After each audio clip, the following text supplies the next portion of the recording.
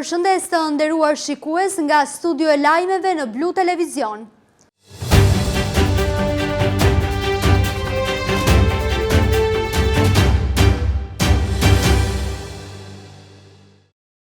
Vetëm 4 ditë kohë kanë këshilltarët e Këshillit Bashkiak të Vlorës për të analizuar 300 fashe dokumente për të cilat më pas duhen të merren vendimet.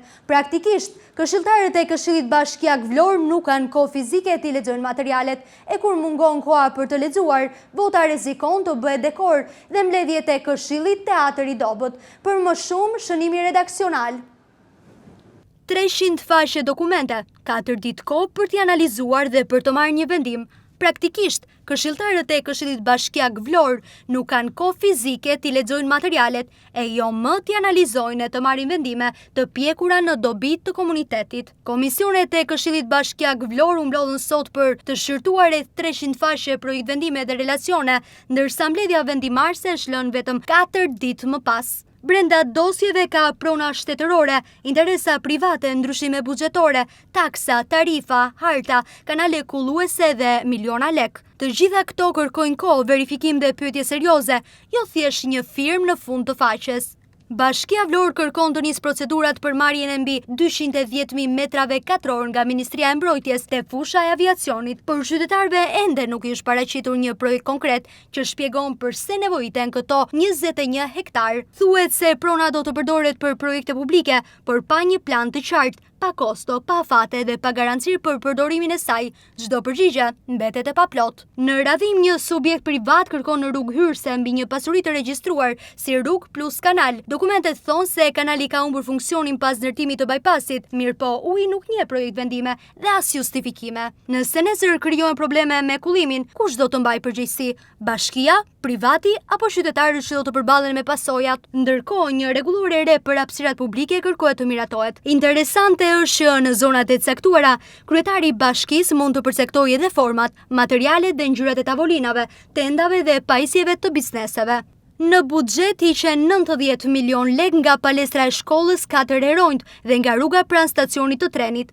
4 makina elektrike bagi rikthehen në këshill për aprovim, pavarësisht kritikave se në korsinë e biçikletave mund të sjellin më shumë kaos se sa shërbim dhe hedhjes poshtë një herë nga këshilli të kësaj iniciative. Pyetja është e thjeshtë, a janë këshilltarët aty për të analizuar, kundërshtuar dhe përmirësuar vendimet, apo vetëm si notar të asaj që vendos administrata dhe kryetaria e bashkisë, sepse kur mungon koha për të lexuar, vota rrezikon të bëhet dekor dhe mbledhjet e këshillit teatër i dobët. Prefektja e Qarkut Vlorë Evisa Lushi së bashku me kryetarin e Bashkisë Saranda Oltion Çaçi zhvilloi një vizitë në terminalin e ri Saranda Welcome Center, një investim që në portin e Sarandës synon përmirësimin e përvojës së vizitorëve, veçanërisht gjatë sezonit turistik.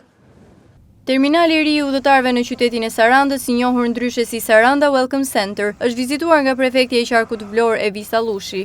E shoqëruar nga kryetari i Bashkisë Sarandës, zoti Oltion Çaçi, dhe drejtues të shërbimeve publike të bashkisë, prefektja u njoh nga afër me funksionimin e këtij terminali modern, i cili përpunon pasagjerët e 10 linjave ndërqytetase dhe 2 linjave ndërkombëtare. Gjatë vizitës, prefektja vlerësoi rëndësinë e këtij investimi, i cili përmirëson ndjeshëm standardin e shërbimeve për qytetarët dhe vizitorët, duke ofruar kushte moderne pritjeje dhe një organizim më funksional të transportit. Investime të tilla, u shpreh prefektja Lushi, kontribuojnë në zhvillimin e qëndrueshëm të Sarandës dhe në forcimin e imazhit të saj si një destinacion turistik modern dhe mikpritës. Terminali i ri Saranda Welcome Center, qysh në ditët e para të hyrjes së tij në funksion, ka sjellë impakte pozitive në zbutjen e fluksit të lëvizjes së automjeteve në kulmin e sezonit veror të këtij viti turistik. Me një sipërfaqe prej 3700 m2, terminali ofron rreth 80 vende parkimi për automjetet, zona të dedikuara për autobus, taksi dhe mjete elektrike, si edhe hapësira për biçikleta dhe skuter, duke ofruar kështu lehtësi dhe zgjidhje të rëndësishme për menaxhimin e parkimit dhe përmirësimin e mobilitetit urban në qytet.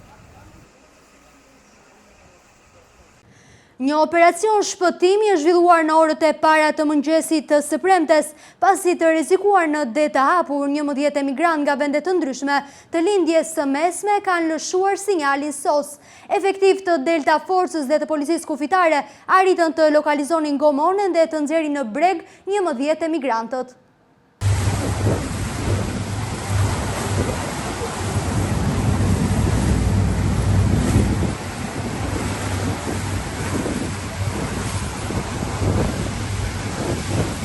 Një operacion shpëtimi ishte zhvilluar në orët e para të mëngjesit të së premtes pasi 11 emigrantë nga vende të ndryshme të lindjes mesme kanë lëshuar sinjalin SOS pasi u rrezikuan në det të hapur. Sipas burimeve, emigrantët kërkuan ndihmë rreth 8 milje larg gruderjes së Vjosës, pasi mjeti i tyre lundrues kishte mbetur në vështirësi, duke rrezikuar seriozisht jetën e tyre.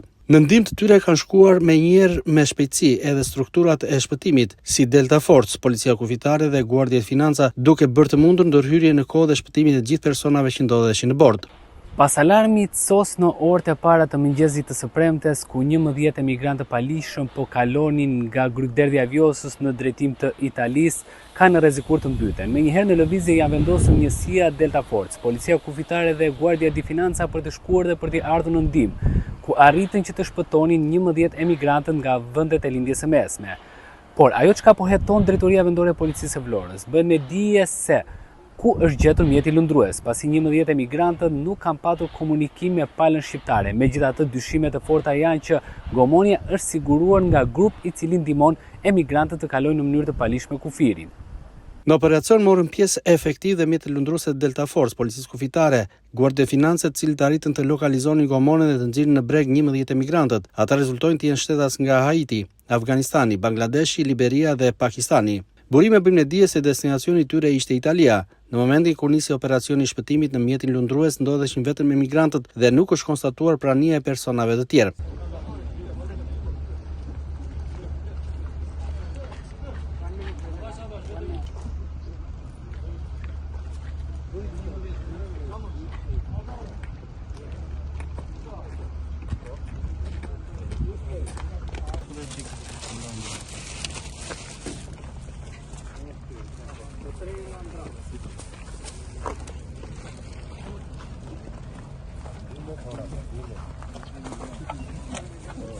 Pas shpëtimit, 11 emigrantët u transportuan fillimisht në zonën e Triportit, ku i nështruan kontrolleve mjekësore paraprake. Fatmirësisht, të gjithë ndodheshin në gjendje të mirë shëndetësore.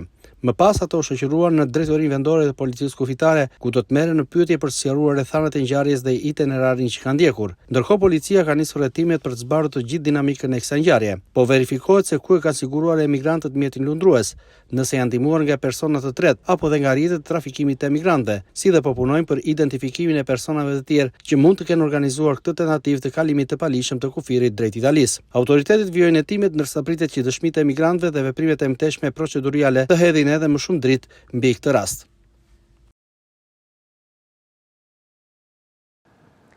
Kanali kullues që ndan lagjet Hajro Çakëri dhe Dhjetkoriku në Vlorë është kthyer prej vitesh në një problem shqetësues për banorët. Sipas tyre, mungesa e një projekti të mirëfill për rehabilitimin e tij ka bërë që ata të vuajnë pasojat që nga aromat e pakëndshme, ndotja dhe insektet e shumta. Kanali kullues që ndan dy prej lagjeve kryesore të Vlorës është kthyer prej vitesh në një problem madhor për banorët e lagjeve Hajro Çakëri dhe Dhjetkoriku. Banorët tregojnë se mungesa e një projekti të mirëfillt për rehabilitimin e tij ka bërë që ata të vuajnë pasojat si aromat e pakëndshme, ndotja dhe insektet e shumta. Ky kanal sipas banorëve nuk pastrohet rregullisht, duke bërë që gjendja e tij, sidomos përgjatë stinës së verës, të përkeqësohet. Në këto kushte, banorët shprehen të trembur për shëndetin, pasi thonë se ky kanal është kthyer në burim infeksioni. Ata apelojnë për ndërhyrje emergjente në rehabilitimin e tij, si një domosdoshmëri për një zonë që banohet nga qindra familje. Problemi është ka qenë 12 muaj viti, ai çfarë thotë motra jote? Çfarë shqetësimesh? Po të flasim që na ka përmbytur me vite, na ka përmbytur. Që hedhin plera gjithë lagja, mundohen ata të lartëmit i hedhin këtu poshtë. Pastrimi bëhet? Pastrimi vjen çdo vit që bëhet. Them dot që s'vi, se mohoj dot atë, traktorët dhe torët që janë ata vi, pastrohet, aja të pun ka, se di. Në të gjendje që është sot, pse është në kështu? Sot, ku di gjonë është këta? Atë nuk e di unë. Atë edhe para një muaj erdhën ca mjete aty. Ai që të shpëtojmë njëre mirë nga ai ne duhet të mbyllur njërë, se krijon aromë shumë të keqe. Dhe kur është ashtu i hapur njerëzit hedhin mbeturina dhe mishkonja ka plot. Si ja bëni tani gjatë stinës së verës me mishkonja? Po, si vjet ata erdhen edhe s'ka as një muaj që kaloi ajo makina e disinfektimit. Më ndryshe. Ajo dihet në kur vetë temperatura 40 gradë kush nuk e ka ato frikë. Shiko, rrugës kjo Vlora, kjo është Vlora. Si ka qenë Vlora përpara jo se di. Edhe gropat, do me thënë edhe tortuaret, unë jam rrëzuar në për tortuare, Edhe kanali të mbyllet. Kanali kryesori të mbyllet, kanali të pastrohet. Në vitin 73, kur është bërë elektrifikimi, u ka qenë aksioniste. E kemi rënë këtu, e kemi dalë te tunelet drenazhim. Skandaloze. Është turp të thuash që jemi në Vlorë. Unë kam shumë frikë se dua të jetoj prap. Qarë qështimi, higjena, rrugët të shkatruara. Nuk di qartë tema, po shpesh kemi qofse janë njerëzit të ndërgjegjshëm. Shumë mbeturina, për zotin nuk e di. Në kohën e Nderojës nuk kanë që kështu, talpije me gjullë atë. Problemi i madh, po unë jam mbytur vjetën tetor. Mos ngeli gjën shtëpi fare. S'ngeli asgjë mua. Mos pastrimit të kanalit. Ajo e të gjithë, doli këtu ai, as pastrojt, as bëhet anë këthe, doli këtu i të gjithë, u fut tu të kumë, pastaj shkopin për lagje poshtë. Sa po ka në të gjënë? E po bën, qa një viti, e po bën 2 vjetë të radha, shu qash. Se qanë kokën një di qa do bën. Kur është problemi më i madh për përmbytjen apo tani gjatë verës që ka insekte, mushkonja? Ora, mushkonja e të gjithë, nuk e mban dot tani, mbyllën dyrë tani në këtë kohë, do mbyllish dyrë dritare se hyn mushkonja të brenda. Mushkonja po kështu, të grinë. Qa them unë tani? Unë që kisë muri jam, se unë jam dhe një qikë moshur dhe edhe një qikë po shtillën këto. Po, unë po them ka kohaj, thot që është bëraj, i ke parti brenda që është aj. Pore, vinë këtu ata të komunale sërën ata, them unë, kështu shu kanale, se kemi neve jo, janë tjera dhe që kanë këto. Qarë shikoj këtu në që ikin tute dhe i tu, qarë them unë të tani. E s'po kujtojt njeri fare, nuk po kujtojt njeri. Sa po ka në të gjënë? Pak të kam unë 6-7 vjetë këtu. Më për para... Pra mund të jetë pastruar në këtë po? është pastruar njerë për këtu, po a i bëhet prapë. është problem për ju? Po për të gjithë qytetin, jo vetëm për ne. Ka jo miza, jo mushkonja, jo... Qarë të të gjitha të këshjeti ka me brecë. Janë në pushtet, asë mbaj në njerë mëndje se mund të regulojnë diqa. Ta e vetë për shkatruar për të vjetur për gjithka. Kanali kullues i lagjës 10 Korriku është një prej kanaleve kulluese kryesore të qytetit, pasi ai mbledh ujërat e shiut dhe ato të ndotura që vijnë nga fshati Kanin dhe zona e Kuzumbabas. Ky kanal vijon paralelisht në krah të një prej segmenteve kryesore rrugore të qytetit, atë të Unazës së Madhe. Monitorimi nivelit të zhurmave dhe respektimi orarit të lejuar për aktivitetet me muzik, policia e Vlorës ka intensifikuar kontrollet në zonën turistike të Lungomares në kuadër të masave për garantimin e sigurisë publike gjatë sezonit turistik veror. Policia e Vlorës ka intensifikuar kontrollet në zonën turistike të Lungomares për monitorimin e nivelit të zhurmave dhe respektimin e orarit të lejuar për aktivitetet me muzik në kuadër të masave për garantimin e sigurisë publike gjatë sezonit turistik veror. Sipas Policisë së Shtetit, shërbimet e Komisariatit të Policisë së Vlorë kanë organizuar grupe kontrolli në terren bazuar në hartëzimin e zonave me risk për ndotje akustike. Gjatë kontrolleve janë kryer matje të nivelit të zhurmës në ambiente të hapura dhe të mbyllura për gjatë shëtitores në zbatim të ligjit numër 9774 data 12/07/2007 për administrimin e zhurmës në mjedis i ndryshuar. Sipas rezultateve të matjeve të kryera në përputhje me procedurat standarde, niveli i zhurmës ka rezultuar brenda kufive të lejuar. Paralelisht me kontrollet efektive të policisë kanë zhvilluar takime informuese me pronar dhe administrator të subjekteve që zhvillojnë aktivitete me muzik, duke i rikujtuar detyrimin dhe respektimin e orarit të lejuar nga ora 11 deri në orën 24 për aktivitetet në ambiente të hapura dhe në qendrat e banuara. Policia Vlorës thekson se do të vijojë kontrollet gjatë gjithë sezonit turistik me synim garantimin e një mjedisi të qetë dhe të sigurt për qytetarët, vizitorët dhe pushuesit, ndërsa u bën thirrje qytetarëve të denoncojnë çdo shkelje apo palishmëri, duke garantuar anonimatin dhe reagimin e menjëhershëm në përputhje me ligjin.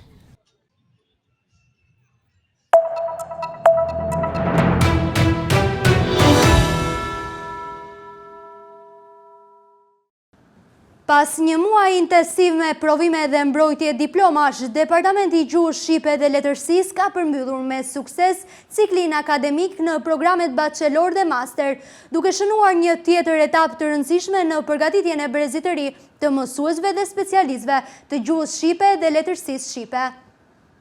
Departamenti i Gjuhës Shqipe dhe Letërsisë pranë Universitetit Ismail Qemali të Vlorës ka mbyllur me sukses ciklin e studimeve bachelor dhe master. Ky proces, i cili zgjati rreth 1 muaj, përfundoi me mbrojtjen e diplomave dhe finalizimin e një etape të rëndësishme akademike. Departamenti ofron 3 programe studimi në nivelet bachelor dhe master. Sipas shefes së departamentit Edlira Çekrezi, qëllimi dhe vizioni kryesor mbetet mbështetja e studentëve gjatë gjithë rrugtimit të tyre akademik, duke i përgatitur sa më mirë për mbrojtjen e diplomës, një ndër fazat më të rëndësishme të studimeve. Ajo theksoi gjithashtu rëndësinë këtij departamenti, ndërsa këtë vit janë diplomuar 18 studentë të nivelit master. Ky sezon, i cili ka nisur gati prej 1 muaji, ka qenë një sezon pak i ngarkuar për 2 arsye, sepse përfundojnë dhe mbyllen të gjitha ciklet e studimit, bachelor, master. Kemi vitin e 3 bachelor dhe master i viti 2 që përmbyllet. Dhe duke pasur këto specifika dhe departamenti ynë në dispozicion të studentëve ka 3 programe studimi, bachelor Gjuhë Shqipe Letërsi, bachelor Media Komunikim dhe Trashëgimi Kulturore dhe master shkencor në mësimdhënien e Gjuhës Shqipe dhe Edukim. Patjetër që problematikat jemi përpjekur që t'i zgjidhim në kohë reale, të mbështesim studentët, ky ka qenë vizioni dhe qëllimi themelor, t'i mbështesim ata në çdo sipërmarrje që ata kanë pasur, të realizojnë me sukses provimet, të realizojnë me sukses mbrojtjen e disertacionit të mikrotezës, siç themi ne, në master shkencor, dhe nga ana tjetër të përgatiten për formimin e diplomës. Pra ka qenë një proces i gjatë, i cili është finalizuar jo më larg se dje, ku ne diplomuam studentët e nivelit master. Gati 18 studentë kanë prezantuar 10 temat e diplomave, të cilat ishin shumë interesante, u të udhëhequra nga pedagogët.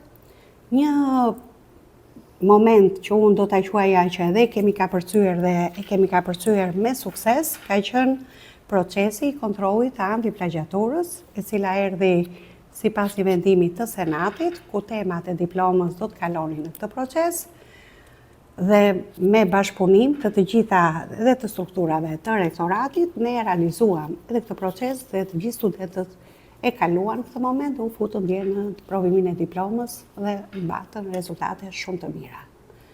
Ky ishte një moment që ne e kishim përballeshim për herë të parë, po duke qenë që master ishte i nivelit shkencor, patjetër që e kërkonte. Kristina Birçaj ka përfunduar programin master shkencor në mësimdhënien e Gjuhës Shqipe dhe Letërsisë. Ajo tregon se gjatë viteve të studimit është ndjerë mbështetur nga stafi akademik deri në përfundimin e programit. Birçaj shprehet se mësuesia është profesioni që dashuron dhe ka zgjedhur me pasion, duke theksuar se ky profesion kërkon mbi gjitha përkushtim dhe përgjegjësi. Në programin master shkencor i mësimdhënies së Gjuhës Shqipe dhe Letërsisë. Si e ndjet gjatë studimeve në Universitetin e Vlorës? Gjatë studimeve në Universitetin e Vlorës kam përjetuar një përvojë shumë të bukur, por njëkohësisht edhe sfiduese. Gjatë këtyre viteve kam fituar jo vetëm përvoja akademike, por edhe aftësi që do të më shërbejnë në profesionin tim. Kam pasur mundësinë dhe fatin të mësoj nga pedagogë me përvojë, profesionist, të marr pjesë në projekte të ndryshme dhe të zhvilloj praktikën profesionale. Mendoj se universiteti ka ndikuar në formimin tim si studente dhe si profesioniste e ardhshme. Gjatë këtyre viteve jemi mbështetur plotësisht nga pedagogët, na kanë ardhur shumë në ndihmë me konsultime, me orientime për detyrat, punime shkencore, projektet e ndryshme.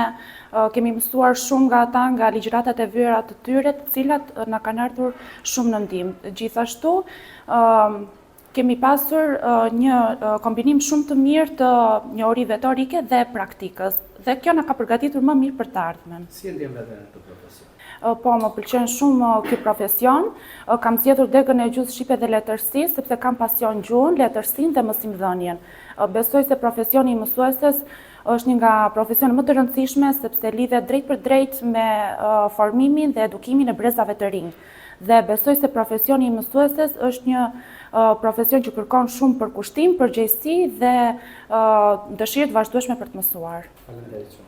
Pas një muaj intensiv me provime dhe mbrojtje diplomash, Departamenti i Gjuhës Shqipe dhe Letërsisë në Universitetin Ismail Qemali të Vlorës ka përmbyllur me sukses ciklin akademik në programet bachelor dhe master, duke shënuar një tjetër etapë të rëndësishme në përgatitjen e brezit të ri të mësuesve dhe specialistëve të gjuhës dhe letërsisë shqipe.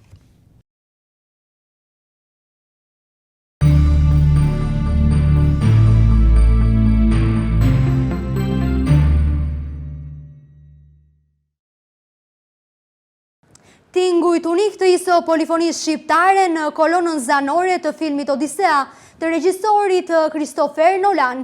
Regjistrimet janë realizuar në Vlorë nga mjeshtri Fylli dhe Cylës Dyjare, vendim Kapa, i cili shpret i lumtur që muzika tradicionale shqiptare është tashmë pjesë e një prej filmave më të mëdhenj të Hollywoodit.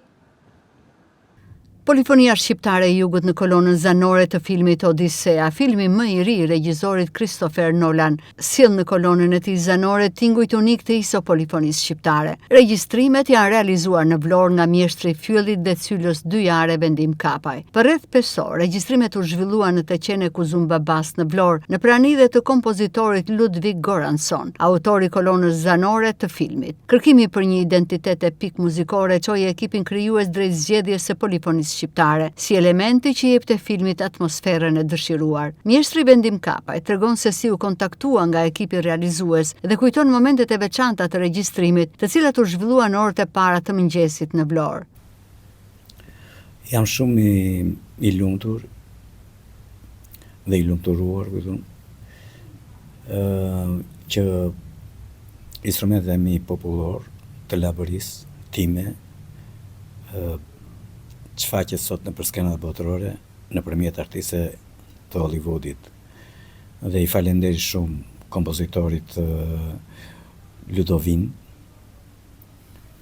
që u përkushtua 5 orë të tëra mbas meje, edhe më ka lënë një përshtypje se ishte shumë i frymëzuar mbas melodive tradicionale të mia të Fyllit dhe të këngës labe. Kem punuar jashtëzakonisht në mënyrë tepër voluminoze, siç e thash para 5 orë të tëra, dhe improvizojm një studio në Kuzumbaba brenda në ambientet e Teqes.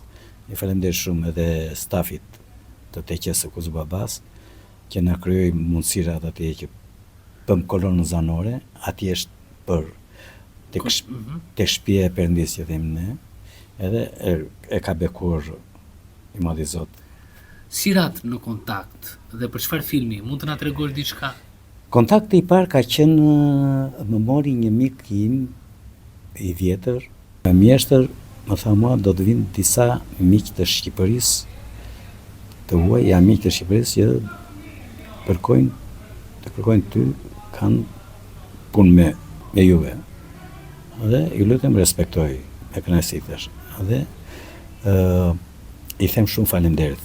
Kapaj shpreh se ekipi realizues ishte mahnitur nga kjo muzikë e veçantë shqiptare dhe tregoi për kushtimin maksimal gjatë gjithë procesit 5 orësh të regjistrimit. Sipas tij, ishte një eksperiencë e jashtëzakonshme të punonte me një ekip të një produksioni hollywoodian që vlerësonte kaq shumë trashëgiminë muzikore shqiptare.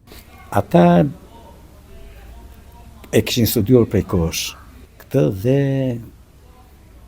na kërkonin nëpërmjet rrjeteve sociale e nëpërmjet televizioneve tuaja që na keni dhënë shpesh edhe ju falenderoj, jam minjohës për çdo gjë. Në kolonën zanore flas për instrumentet e mi, kam qenë vetëm unë bashkë me ekipin e regjistrimit. Ludovin më është fiksuar që atëre dhe biles e kam shok, e kam mik, kam drekuar me të, me kënaqësi kam pirë një gotë verë me atë. Kjo është kënaqësia më e madhe. E Taqkosh është një djalë i prish, djalë i ri, por shumë i dhënë mbas traditës dhe kulturës shqiptare. Po jam shumë, siç e thash në fillim, që jam shumë i lumturuar. Kolona zanore që ndërthur tingujt e ISO polifonisë shqiptare do të mbetet një dëshmi e rëndësishme e prezantimit të kësaj pasurie kulturore në kineman botërore. Vet Kapaj shprehet i lumtur që u bë pjesë e këtij projekti dhe një kasti të jashtëzakonshëm, por mbi të gjitha krenar që muzika tradicionale shqiptare është tashmë pjesë e një prej filmave më të mëdhenj të Hollywoodit. Tek kolona zanore, me çfarë vegle ju keni nisur, çfarë vegle? Me të dyja instrumentat, me fyllin dhe me Cylën Dyjare. Por, si thash, kam punuar 5 orë me këto, ka qenë një punë shumë e lodhshme, por shumë e bukur. Si e pritën ata? me shumë këshëri, me shumë kënaqësi. Biles, të themi një detaj që kur i bia fyllit, kompozitori Ludovini dridhesh dhe qante. Thot, qa jetim, thosh mo, njëri, thosh jo. Por njëri e kuptoj, thosh, por je një gjeni, falenderit për komplimente, thosh, jo, thot, jeni shumë i rrallë. Faleminderit për komplimente dhe njëri, thash, dhe që atëherë nuk më lëshonte dhe një goxha bashkë, sikur e kisha njohur ditë e jetë kujton. Odisea ka nisur tashmë shfaqje në kinema me një kast të njohur aktorësh dhe në regjinë e Christopher Nolan. Mes elementëve që e bëjnë të veçantë këtë produksion është dhe prania e ISO polifonisë shqiptare në kolonën zanore, një vlerësim i rëndësishëm për trashëgiminë kulturore shqiptare.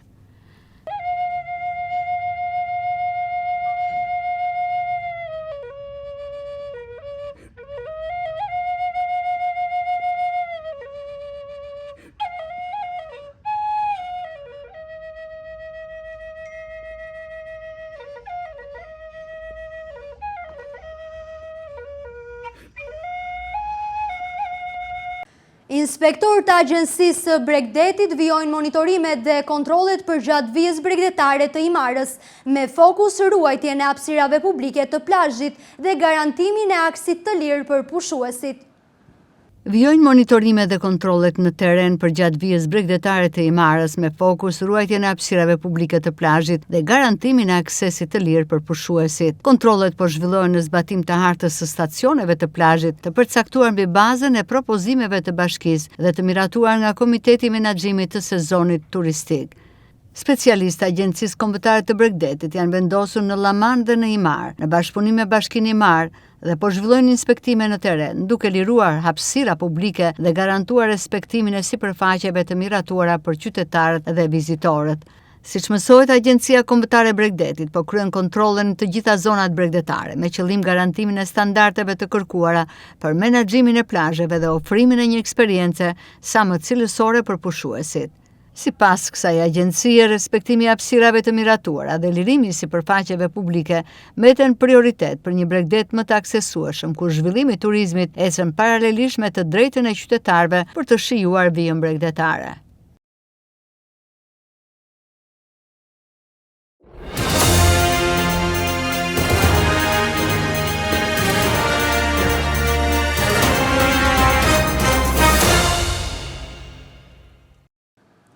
Vijojmë me kronikën. Një oficer i komisariatit të policisë Sarandë është përfshirë në një konflikt fizik mbrëmjen e së njëjtës në qytet, ndërsa policia ka zhvilluar kontrolle të shumta dhe ka shoqëruar disa persona në kuadër të hetimeve. Një oficer policie është dënuar mbrëmjen e së njëjtës në qytetin e Sarandës. Ngjarja ka ndodhur në lagjën numër 3 të qytetit, ku Mihal Velço, me detyrë oficer krimesh pranë komisariatit të policisë Sarandë, është dënuar nga disa persona. Velço ka qenë duke udhëtuar me motor kur është fyer e më pas ka nosur nga një grup personash. Më pas ai ka zbritur nga motori dhe është konfliktuar fizikisht me ta. Rrethanat e ngjarjes mbeten ende të paqarta, por paraprakisht ka të dhëna se bëhet fjalë për një konflikt të çastit dhe jo për një sulm të organizuar. Menjëherë pas njoftimit, forca të shumta policie kanë nisur një aksion në gjithë qytetin e Sarandës deri në orët e para të mëngjesit. Janë kryer kontrolle banesash, lokalesh dhe mjedisesh publike dhe janë shoqëruar disa persona, të cilët janë marrë në pyetje. Deri tani nuk ka informacion lidhur me kapjen e autorëve të dyshuar, por po punohet për zbardhjen e rastit. Një 62 vjeçar ka rënë në prangat e policisë nëpërmet, pasi dyshohet se kishte përshtatur një ambient të banesës së tij në fshatin Qilarisht, si tërtore të palishme, ku baktit thereshin jashtë kushteve higjieno-sanitare, ndërsa mbetjet e aktivitetit shkarkoheshin në lumin Vjos. Një 62 vjeçar ka rënë në prangat e policisë nëpërmet, pasi dyshohet se kishte përshtatur një ambient të banesës së tij në fshatin Qilarisht, si tërtore të palishme, ku baktit thereshin jashtë kushteve higjieno-sanitare, ndërsa mbetjet e aktivitetit shkarkoheshin në lumin Vjos. Sipas policisë, operacioni u zhvillua nga shërbimet e Komisariatit të Policisë Përmet dhe specialistët për hetimin e krimeve ekonomike dhe financiare në bashkëpunim me Autoritetin Kombëtar të Ushqimit AKU Gjirokastër, pas informacioneve se në këtë ambient ushtroi aktivitet i paligjshëm. Gjatë kontrollit u gjet një ambient i përshtatur si thertore për bakti të imta, ku ndodheshin 10 kafshë në procesterie, si dhe një numër baktish të therura. Po ashtu sekuestruan 10 matrikuj për bakti, të cilat dyshohen se janë të falsifikuar. Nga veprimet rezultoi se mbetjet e therrje shkarkueshin përmes një tubacioni direkt në lumin vjos, duke shkaktuar ndotje të ujrave dhe dëmtim të mjedisit. AKU bllokoi menjëherë ambientin ku zhvilloi aktiviteti dhe vendosi ndaj pronarit një gjop prej 200.000 lekësh të rinj. 62 vjeçari arrestuar akuzohet për veprat penale, fshehje të ardhurave, prodhimi kundërligjshëm i artikujve dhe mallra industriale dhe ushqimore, falsifikimi i vulave, stampave ose formularve dhe ndotje e ujrave. Në kuadër të njëjtit tetim u proceduan penalisht edhe 2 veteriner, LD, 54 vjeç dhe YH, 66 vjeç, të 2 banues nëpërmet të dyshuar për veprën penale, shpërdorim i detyrës. Pasi sipas policisë nuk kanë ushtruar kontrollet dhe nuk kanë marrë masët që ngarkon ligji për baktit në pronësi të 62 vjeçarit. Materialet procedurale janë referuar prokurorisë për veprime të mëtejshme, ndërsa policia e shtetit thekson se do të vijojë kontrollet për goditjen e veprimtarive të palishme, që dëmtojnë mjedisin, cënojnë sigurinë ushqimore dhe rrezikojnë shëndetin e qytetarëve. Të nderuar shikues, jemi në fund të këtij edicioni informativ. Ju falenderojmë për vëmendjen. Bashkë mirupafshim.